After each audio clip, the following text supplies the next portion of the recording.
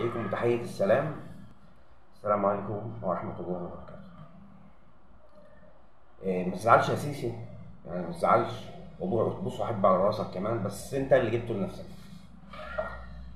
مش هقول لك إنك غبي، لا أنت عندك أنت ذكي جدا، ولكن أنت فاكر إنك مش هتحاسب، وإن الحساب لو حصل هيبقى حساب قليل.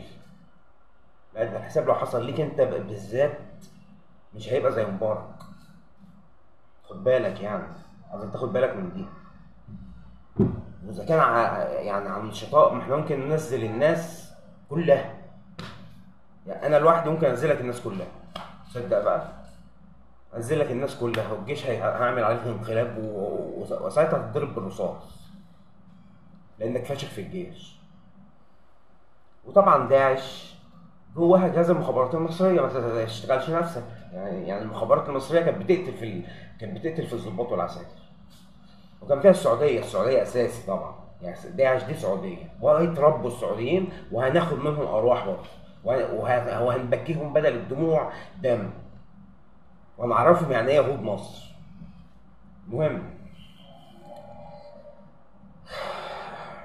المهم ثانيه واحده بقى اما نشوف الكراسه دي فيها ايه.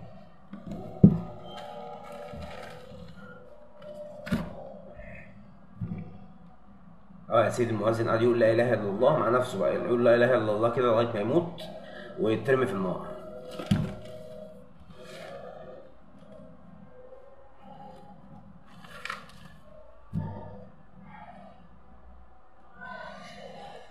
انت وصلت يا كلب، يا اللي اسمك السيسي، انت انت ومحمد بن جدران بتاع السعوديه، انتوا بتختبروا بألوهية ربنا. يعني ما تكتب الله رسول محمد، انت بتختبر ألوهية ربنا. منتظر يحصل فيك ايه؟ منتظر يحصل فيك ايه؟ بتختبر ألوهيته؟ بتشوفه إله ولا مش إله؟ ولا بتقل أدبك عليه؟ يعني أيا كان قصدك بإنك كاتب الله رسول محمد، سواء أنت بلحة ولا محمد بن شرذان، يعني بتختبر ألوهية ربنا؟ تتكبر على الله؟ لا، مش بتتكبر على الله، ده انت بتختبر الوهيه ربنا. تقول له لو انت اله وريني هتعمل ايه.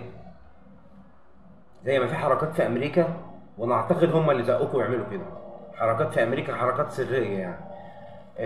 كانوا بيقولوا لو ربنا لو موجود يظهر لنا نفسه، وانتوا عملتوا كده. سواء انت يا بلحه ولا يا ابن جردان، محمد بن سلمان بن جردان.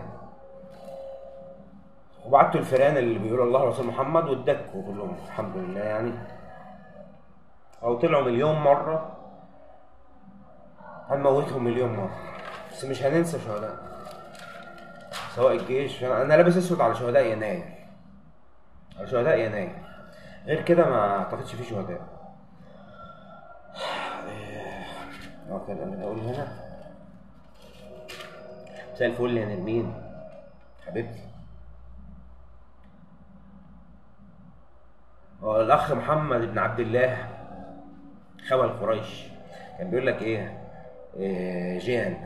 هو قسم دماغه، وصلته لايه؟ ان الانسان انس وجان. الانس دول يعني مع اصحابهم كتير وبتاع، بس ما لهمش قدرات فوق العاده، انما الجان ليهم قدرات فوق العاده. طبعا انا ما اعرفش هو كان بيضرب ايه الرسول بتاعك وده كان بيضرب ايه. اكيد كان بيضرب مخدرات، يعني كان بيضرب حاجه زي الابتريل مثلا يعني. قسم محمد بن عبد الله خوال قريش، صاحب ابو بكر العرس وعمر بن الكلب. انا مش عارف، وبرضه انا مش عارف يعني مقسمين الدنيا اسد وقط وافار وكلب يعني ايه الخيال المريض ده؟ اكن حركه 6 ابريل، ولو شفت حركه 6 ابريل تاني انا مش هسكت لهم. بس حركه 6 ابريل لما نزلوا بعلام سوداء وعليها القبضه، الجيش طلع بيان: هذا الخيال المريض، سنتغلب على هذا الخيال المريض. طب في خيال مريض اكتر من خيال كلاب؟ ده قط وده فار، ده عط وده نط ايه يا عم ده؟ ايه البضان ده؟ ايه الوساخه دي؟ ايه الشرمطه دي؟ ايه يعني ايه اللي يعني المفروض بصراحه، مش عارف اقول ايه، خلي الناس تحكم بقى، الناس هي اللي تحكم. عايز اقول له على الناس، يعني هم اليهود وحشين قوي كده؟ هم اليهود ربنا كاتب لهم في التوراه كل الارض هتنزلوها انتوا اللي تحكموها، وده اللي بيحصل، وده اللي بيحصل. هي معجزه من ساعه ما سيدنا موسى ما فلق البحر حتى الان اليهود هم اللي بيحكموا. انا يهودي الحمد لله يعني، لا عمري ابقى نصراني ولا مسلم ولا اي مله في الدنيا غير اليهوديه. يعني حاجه والله حزن حزن، يعني انا ببقى حزين، ما اضحك ليه؟ انا حزين على اللي بيحصل ده والله. هي دي بلدي اللي كان نفسي تبقى احلى بلد في الدنيا، تبقى كده.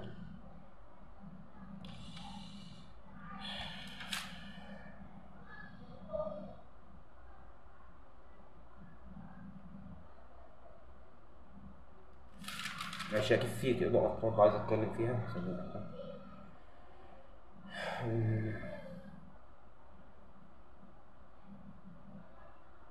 الثورة الحقيقية هي ثورة 25 يناير.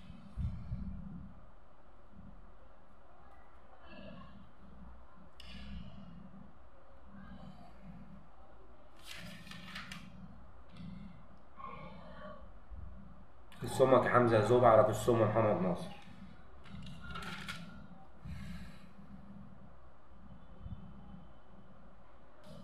انسوا بقى، خلي يعني خلي الدجالين بتوع القاهرة دول ينسوا بقى انهم ماسونيين بقى، والقوة الثلاثية، وقياسكم هي الثلاثية عشان تبقى عارف يعني. مفيش حاجة اسمها القوة الثلاثية، هي اليهود بس، غير كده دجل، غير كده دجل. يا الله رسول محمد، غلطة كبيرة، غلطة كبيرة جدا جدا، وهتتحاسبوا عليها في الدنيا قبل الآخرة. غلطة كبيرة جدا جدا. يا انتوا كنتوا بتحسدوني للدرجة دي؟ يعني حسدكوا ليا وصل لدرجة انكم تكفروا الكفر اللي يعني هتدخلكم النار على هتدخلكم النار يعني بسرعة الضوء. تحيا مصر، تحيا مصر غصب عنكم سمك يا سيسي، تحيا مصر غصب عنكم سمك يا محمد يا ابن جدعان، تحيا مصر غصب عنكم سمكم يا كلاب.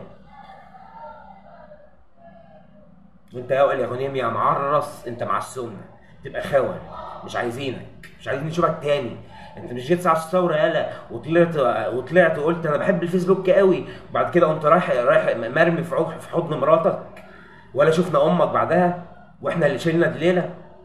يا كلب يا ابن الكلب، انت عايز تظهر تاني وتقول رايك كمان؟ ده قص امك، تحمد ربنا انك لسه عايش. انت تعمل ثوره وبعدين نيجي نشوف انت عايز ايه، تقوم انا بحب الفيسبوك قوي، وتقوم مرحبتكم حرق قص امك. ادعي لاحمد ماهر وادعي لاحمد دومه اللي في السجن لغايه دلوقتي. تعرف تطلعه؟ تعرف تطلعه يا ابن المتنكه وائل غنيم؟ ولا مراتك الامريكانيه تعرف تطلعه؟ يا كلب.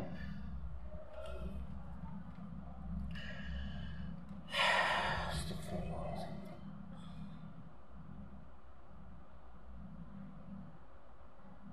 انا المفروض بقى مش هزر تاني بصراحه، يعني في حاجات كده هزار بس المفروض. شوف الخيال المريض بقى، انا هقول لكم خيال مريض من الاخر. عاملين احمد الطنطاوي في مصر رئيس جمهوريه، في الجمهوريه اسمها ايه، في الحكومه الشرعيه بتاعتي اللي هم مش الحوثيين يعني، الحكومه اللي حصل عليها انقلاب، واحد اسمه احمد بن مبارك واحمد السقا لا بس خلينا في احمد الطنطاوي واحمد بن مبارك دي، يعني بصراحه عسل عسل. ادى يا سيدي السياسيين، ادى السياسه، ادى السياسه، ناس بتحتقر ولاد بلدها ومش عايزينهم يعيشوا كويس. ادى كل السياسيين كده، بيحتقروا بلادهم وبيحتقروا ولاد بلادهم ومش عايزينهم يعيشوا عيشه مرتاحه، ولا يرتاحوا في شغل، ولا يرتاحوا في حاجه.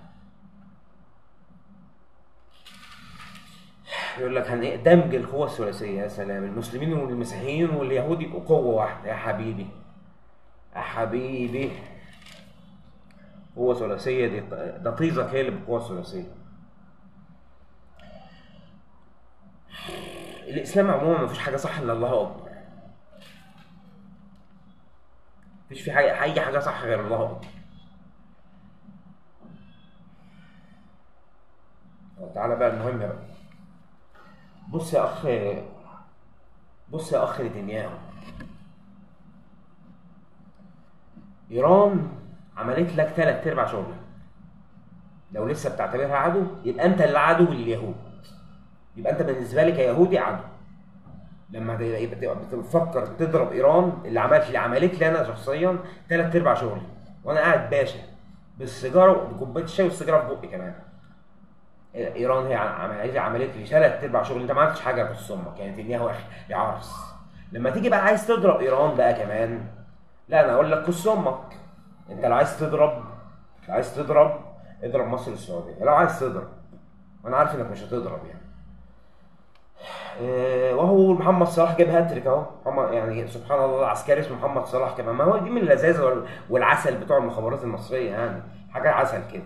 محمد صلاح يموت 3 اسرائيليين وهاتريك بقى وكده.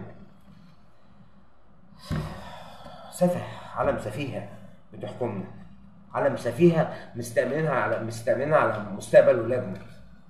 ولادنا ده هيطلعوا لايه؟ هيطلعوا يلاقوا ايه؟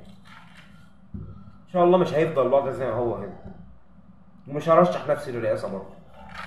انا السلطه اللي انا فيها دي جميله جدا جدا جدا، مش عايز غيرها.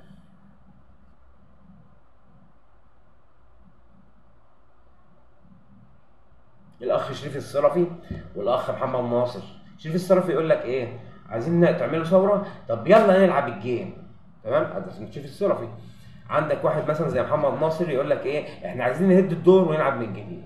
طيب يا ولاد المتناكه، يا شريف يا صرفي يا ابن المتناكه، حياه الناس ومصائرها مش لعبه، يا متناك يا خول. ماشي؟ وعايز اقول لمحمد ناصر مفيش دور اتلعب، كل اللي حصل كان حقيقه يا حبيبي. ماشي؟ مفيش دور اتلعب غير من الاخوان اللي لعبوا عملوا مسرحيه. والسيسي طبعا بطبيعته هو اصلا مسرحيه، ما قلناش حاجه، انما الاخوان عملوا مسرحيه بقياده محمد مرسي. تمام؟ على قفايا انا، تمام؟ انتوا عايزين تضحكوا خلاص، مش عايزين تعملوا خدوا بالكم. 12 دقيقه سبحان الله. خدوا بالكم. انا بقول الكلمه دي للشعب المصري والسعودي، للشعب المصري والسعودي. اوعوا تفتكروا ان الجيش المصري او الجيش السعودي هيطلع علينا يضرب رصاصه، يعني لو طلعنا ثوره والجيش المصري او الجيش السعودي ضرب رصاصه موت ناس، العالم اللي احنا فيه بقى اقول لكم اللي هيحصل ايه لو الجيوش ضربتنا. لو الجيش المصري او الجيش السعودي ضربوا المتظاهرين. احب اقول لكم يا جماعه ان العالم اللي احنا عايشين فيه مليان جيوش كتير جدا، والرانكينج بقى مش مهم. يعني الرانكينج يعني ايه الرانكينج بس؟ رانكينج يعني التصنيف بتاعها او يعني الاول الثاني الثالث، مش مشكله الرانكينج ده. المهم ان في جيوش كتير وتحب تخدم. خد بالك، تحب تخدم.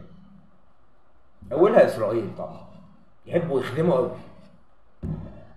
فانا بقول الكلام ده لضباط الجيش برضه، ضباط الجيش اللي مش عايزين يجيبوها البر. تمام؟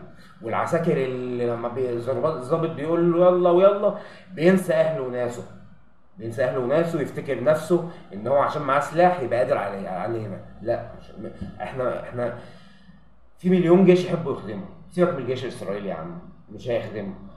عندك روسيا، عندك امريكا. احنا مش هنحتاج روسيا، احنا ممكن امريكا، اسرائيل،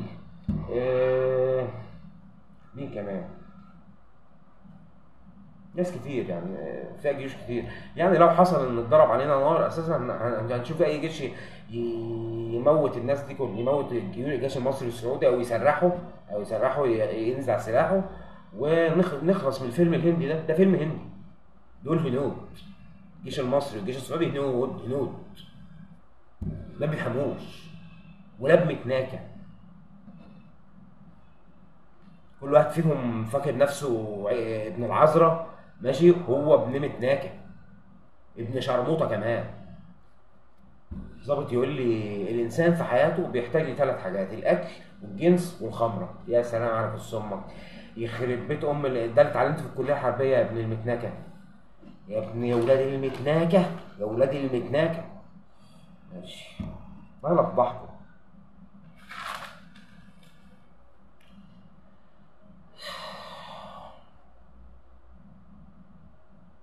او في معلومه كده، يعني اللي بيحارب الله ورسوله حتى لو هو مؤمن بالله ورسوله كافر. يعني انت لو مؤمن بالله ورسوله ورحت تحارب الله ورسوله، تحارب اللي مع الله ورسوله، كافر برضه. هي كده، مش جايبها من عندهم اهل يعني. انت عارف ان في ربنا، بتحارب ربنا، تبقى كافر. اطول عليكم كده شويه شويه. اه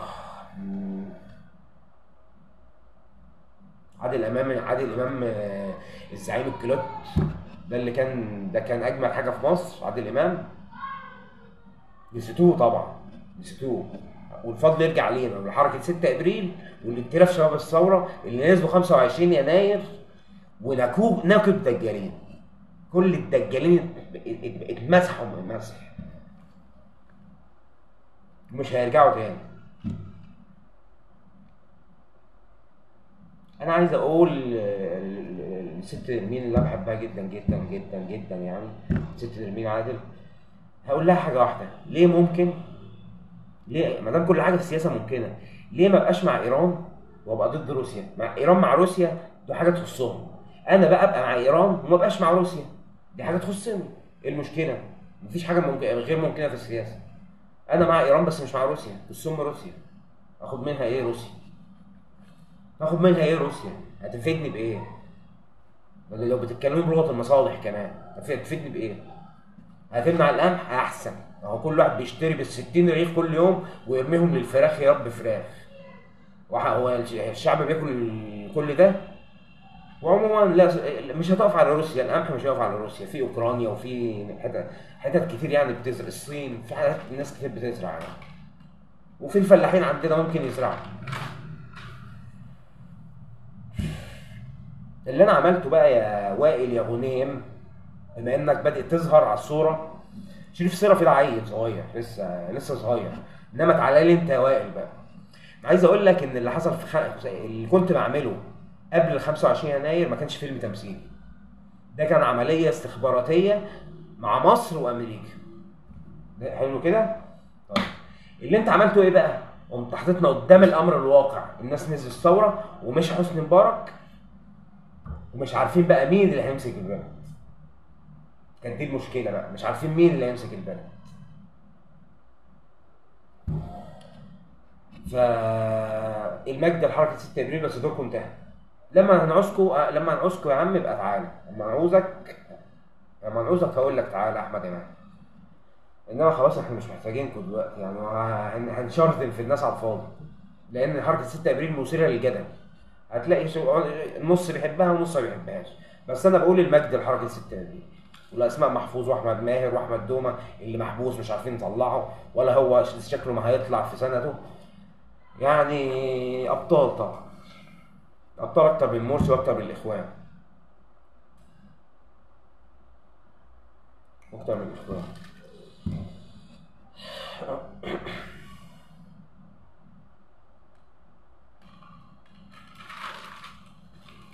وبس، وعايز اقول كلمه للقضاء. ان شاء الله هنقضيك انت. القضاء اللي في مصر هنقضيك انت، مالكش دعوه باللي في السعوديه. ده له يعني ليه حفله تانية، هنحفل عليه خالص، نعمل عليه احلى حفلات.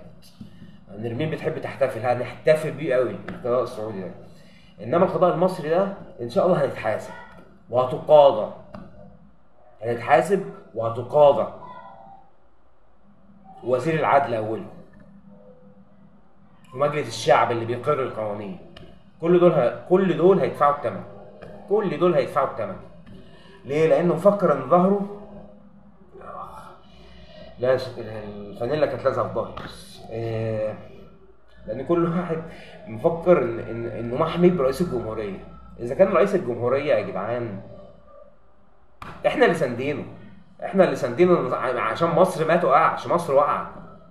يعني اقعدوا تفتكروا اللي انا بعمله انا ونرمين والناس الباقيه دي يعني بيعملوه معارضه وكده، ده عشان البلد ما تقعش، عشان البلد ما تقعش.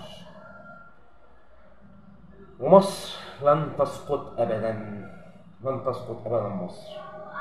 انما كل واحد كان ليه اطماع في مصر ان شاء الله هيبقى مصيره زي سوريا، وهيبقى مصيره زي دول كتير سقطت اللي ضد مصر. وشكرا جزيلا، وبقول لكم السلام عليكم. السلام عليكم لو انتوا عايزين سلام، والحرب عليكم لو انتوا عايزين حرب. صحيح انا لوحدي وما عنديش سلاح،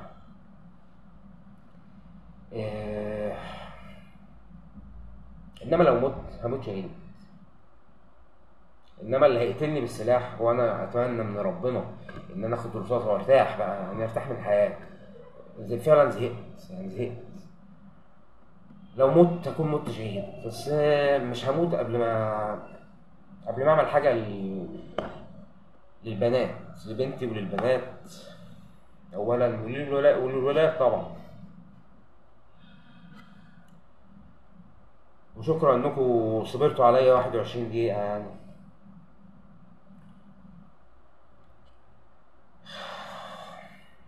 وانا معاك يا نرمين، وهدعمك متقلقيش، هدعمك. كل ما هتنزل فيديو هتروح تنزل فيديو، كل ما تقف هنزل فيديو.